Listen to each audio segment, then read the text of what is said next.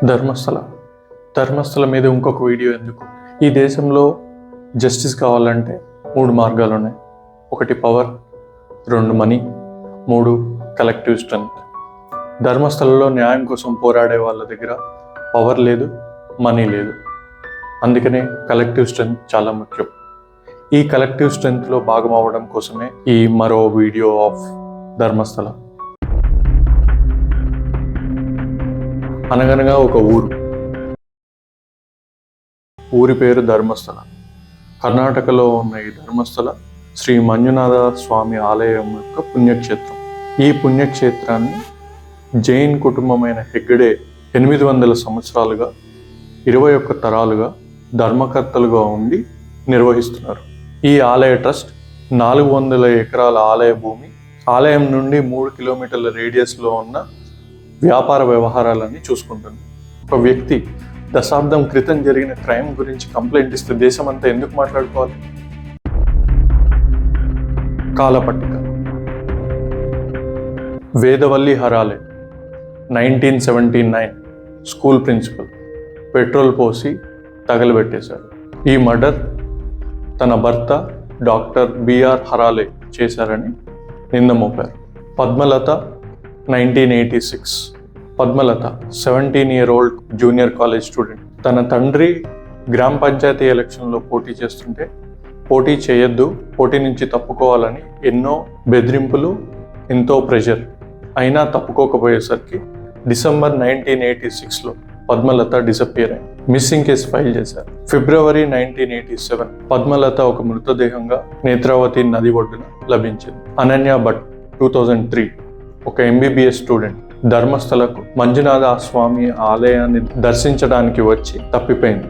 సుజాత భట్ అనన్య వాళ్ళ mother CBIలో స్టెనోగ్రాఫర్గా work చేసే తను ధర్మస్థల వచ్చి అక్కడ పోలీస్ స్టేషన్, అప్పుడు ధర్మస్థలలో పోలీస్ స్టేషన్ లేదు, అందుకని బేతంగడి పోలీస్ స్టేషన్కి వెళ్ళి పోలీస్ కంప్లైంట్ తీసుకోమని రిక్వెస్ట్ చేశారు. కానీ ఆ రిక్వెస్ట్ని పోలీసులు రిజెక్ట్ చేశారు. సుజాత గారు ఒక రోజు ఆలయ ప్రాంగణంలో కూర్చొని ఉండగా 3 గుర్తు తెలియని వ్యక్తులు ఆ రాత్రి ఆవిడని కిడ్నాప్ చేసి టార్చర్ చేసి అసాల్ట్ చేస్తే 3 months ఆవిడ హాస్పిటలైజ్ అయి కోమాలో ఉన్నారు.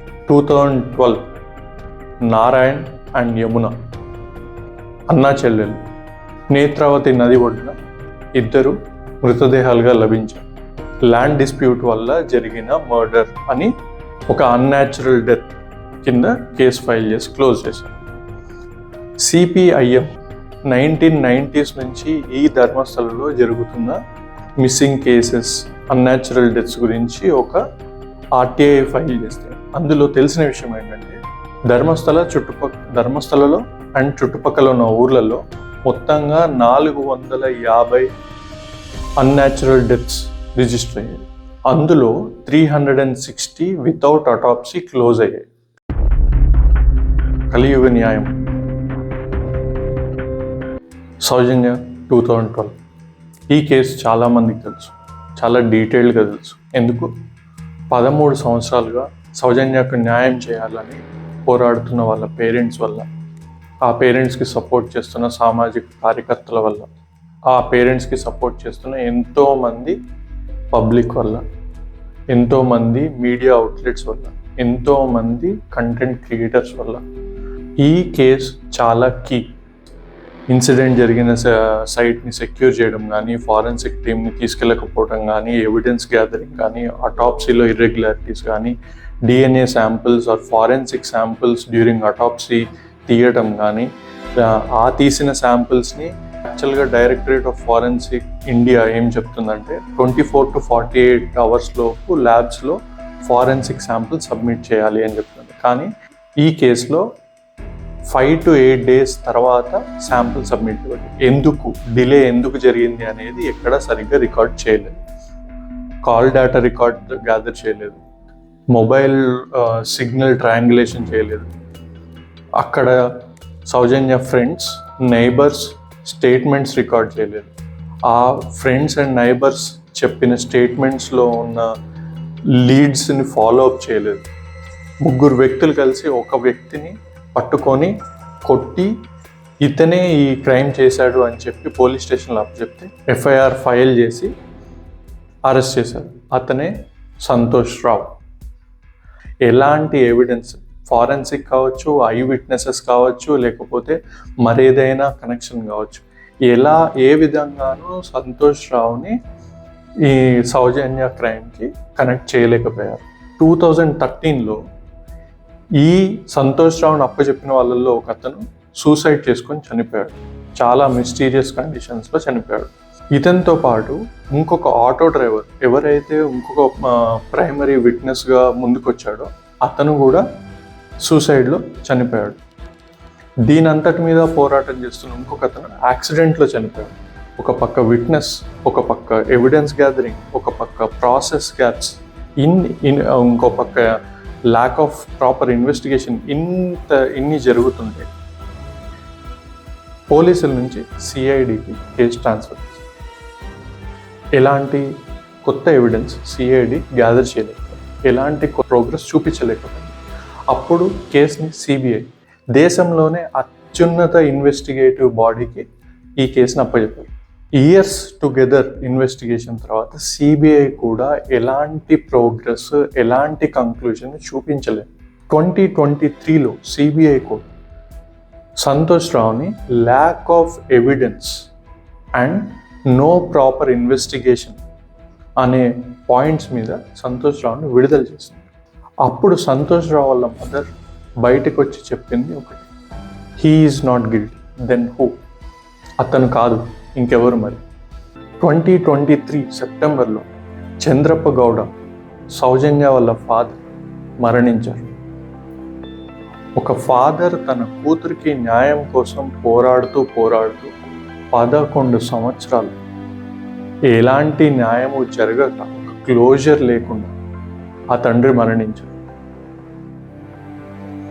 ఇంకా సౌజన్య వాళ్ళ మదర్ సౌజన్యకి న్యాయం జరగాలని పోరాడుతూనే ఉన్నారు. తన కూతురికి జరిగిన అన్యాయానికి ఒక తండ్రి జస్టిస్ కోసం 10 సంవత్సరాలు పోరాడాలి. ఈ విషయంలో మీరేమనుకుంటున్నారు అనేది కామెంట్ చేయండి. పోరాడే వ్యక్తులపై, జరిగే విషయాలపై ఒక పక్క కేసులు, అన్సాల్వ్డ్ కేసెస్, మిస్టరీ కేసెస్, ఇంకో పక్క restriction and regulation of information. యోధుడు 4 జూలై 2025 ఒకప్పుడు ధర్మస్థలలో పారిశుద్ధ్య కార్మికుడిగా పనిచేసిన వ్యక్తి ఒక బ్యాగ్ తీసుకుని ధర్మస్థల పోలీస్ స్టేషన్లోకి వచ్చాడు. అతనితో పాటు ఒక లాయర్ కూడా వచ్చాడు. అతను ఒక కంప్లైంట్ రాశాడు, చాలా డీటెయిల్డ్ కంప్లైంట్. తను పారిశుద్ధ్య కార్మికుడిగా పనిచేసిన రోజుల్లో ధర్మస్థలలో ఎన్నో మృతదేహాలను పూడ్చిపెట్టాను, కాల్చాను. అయితే ఇక్కడ అందరూ తెలుసుకోవాల్సిన విషయం ఏంటంటే, ధర్మస్థల ఒక పుణ్యక్షేత్రం. ఆ పుణ్యక్షేత్రంలో ఒక నది నేత్రావతి. చాలా అన్ఐడెంటిఫైడ్ బాడీస్ అక్కడికి వస్తుంటాయి. వాటన్నిటిని ఐడెంటిఫై చేసి అక్కడుండే పారిశుద్ధ్య కార్మికులు లేదా వేరే అథారిటీస్ వాటిని ప్రాపర్గా రికార్డ్ చేసి, డాక్యుమెంట్ చేసి పూడ్చిపెట్టడము, కాల్చడము చేస్తుంటారు.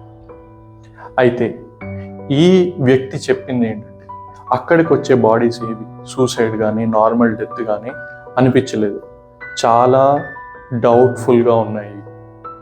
కొన్ని బాడీస్ మీద దుస్తులు లేవు, కొన్ని బాడీస్ చిన్నపిల్లలవి, యూనిఫామ్లో ఉన్నవి, స్కూల్ బ్యాగ్స్లో ఉన్నవి, కొన్ని ఫేసెస్ మీద యాసిడ్ పోసినవి, అసలు కొన్ని చాలా తీవ్రమైన గాయాలు, ఇలా రకరకాలైన బాడీస్ని నేను పూడ్చిపెట్టాను. అందులో ఎక్కువ శాతం అమ్మాయిలే అని చెప్పాడు. దాంతోపాటు తను తీసుకొచ్చిన బ్యాగ్లో ఉన్న స్కెలిటల్ రిమైన్స్, బోన్స్, ఇతను 2014లో పూడ్చిపెట్టిన ఒక మృతదేహానికి సంబంధించిన బోన్స్ని తవ్వి బయటికి తీసి ఎవిడెన్స్గా సబ్మిట్ చేశాడు, పోలీసులకి చూపించాడు. అయితే ఇతను అదే కంప్లైంట్లో ఏం చెప్పాడు, నేను ఈ పని చేయకపోతే నన్ను చంపేస్తా అని బెదిరించారు, నా కుటుంబాన్ని కూడా ఇలానే చేస్తానని బెదిరించారు, అందుకని భయానికి నేను చాలా సంవత్సరాలు చేశాను అన్నాడు. కానీ ఇన్ని సంవత్సరాల తర్వాత ఎందుకు వచ్చాను అంటే, ఇప్పుడు నాకు పశ్చాత్తాపం వచ్చింది, నేను పీస్ఫుల్గా ఉండలేకపోతున్నాను, నిద్రపోలేకపోతున్నాను కనీసము అని వచ్చానని చెప్పాడు. నాకు ప్రొటెక్షన్ కావాలి, నా ఫ్యామిలీకి ప్రొటెక్షన్ కావాలి అని చెప్పాడు. ఇట్లాంటి కేసెస్కి సంబంధించి మన బిఎన్ఎస్ భారతీయ న్యాయ సంహిత ఏం చెప్తుందంటే, ఎవరైతే కంప్లైంట్ ఇచ్చాడో, కన్ఫెషన్ ఇచ్చాడో అతన్ని మెజిస్ట్రేట్ ముందు హాజరుపరిచి అతని స్టేట్మెంట్ రికార్డ్ చేయాలి. సో దట్ అతను ప్రాపర్గా ఫుల్ హెల్త్ కండిషన్లో నో ప్రెషర్ ఆయన స్టేట్మెంట్ ఇస్తున్నాడు అని కన్ఫర్మ్ చేసుకోవడానికి ఈ ప్రాసెస్ పెట్టారు. దాని ప్రకారమే పోలీసులు ఫస్ట్ ఎఫ్ఐఆర్ రిజిస్టర్ చేశారు. తర్వాత ఈ వ్యక్తిని మేజిస్ట్రేట్ ముందు హాజరుపరిచారు. ఈ వ్యక్తి మేజిస్ట్రేట్ ముందు స్టేట్మెంట్ ఇచ్చి తనతో పాటు తీసుకొచ్చిన బోన్స్ని కూడా చూపించాడు. అయితే ఇక్కడ భారతీయ న్యాయ సంహిత ఇంకొకటి కూడా చెప్తుంది.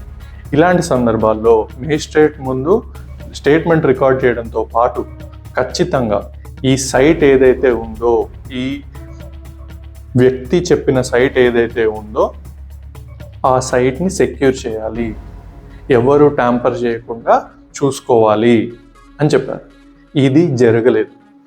తన లాయర్తో పాటు కూడా వెళ్ళి వెయిట్ చేశాడు పోలీసుల కోసం. నేను చూపిస్తాను, ఎక్కడైతే బరీ చేశారో ఆ సైట్స్ నేను చూపిస్తాను, మీరు రండి అని ఒకరోజు వెయిట్ చేశారు. కానీ పోలీసులు రాలేదు. 4th July 2025 రిజిస్టర్ చేసిన కంప్లైంట్కి, ఎఫ్ఐఆర్కి ఇప్పుడు 1-2 రోజుల క్రితం సిట్ని ఏర్పాటు చేశారు. ఇంత జాప్యం దేనికి? ఇదంతా జరుగుతుంటే ఈ కంప్లైంట్ వచ్చిన తర్వాత బెంగళూరు కోర్టు 8,842 లింక్స్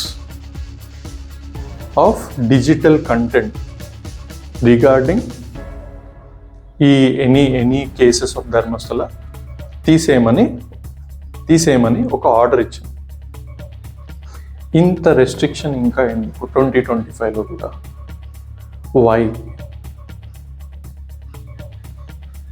ఇందుకే ఒక వ్యక్తి ఇచ్చిన కంప్లైంట్కి దేశమంతా చర్చించుకోవాలి.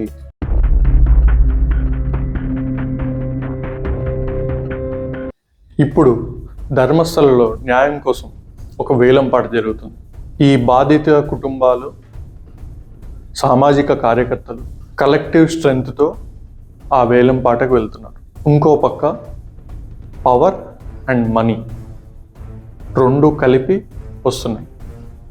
ఈ వేలంపాటలో ఎవరు విజయం సాధించాలి అనేది టైం చెప్తుంది. కానీ మనందరం కూడా ఈ బాధిత కుటుంబాలకు, ఈ చనిపోయిన వాళ్ళకి న్యాయం జరగాలంటే ఒక ఇంపార్షియల్ ఇన్వెస్టిగేషన్ జరగాలి, ప్రాపర్ ఇన్వెస్టిగేషన్ జరగాలి. Justice need to be served. ఇది ఒక కలెక్టివ్ స్ట్రెంగ్త్ వల్లనే ఈ బాధితులకు కానీ, ఈ బాధిత కుటుంబాలకు కానీ మనం చేయగలిగే సపోర్ట్. 2025లో కూడా కామన్ పీపుల్ కలెక్టివ్ స్ట్రెంగ్త్ మీదే డిపెండ్ అవ్వాలా జస్టిస్ కోసం? మీ ఒపీనియన్ ఏంటి? కామెంట్స్లో చెప్పండి. ధర్మస్థలలో బాధిత కుటుంబాలకు న్యాయం జరగాలని ఈ కలెక్టివ్ స్ట్రెంగ్త్లో మీరు పార్టిసిపేట్ చేయండి. ఈ వీడియోని ఎంతమందికి వీలైతే అంతమందికి షేర్ చేయండి. ధర్మస్థల గురించి వచ్చిన ఏ వీడియో అయినా ప్రాపర్ ఇన్ఫర్మేషన్ ఉంటే షేర్ చేయండి. ధర్మస్థలలో మన దేశంలో ధర్మం నిలబడాలని ధర్మో రక్షతి రక్షితః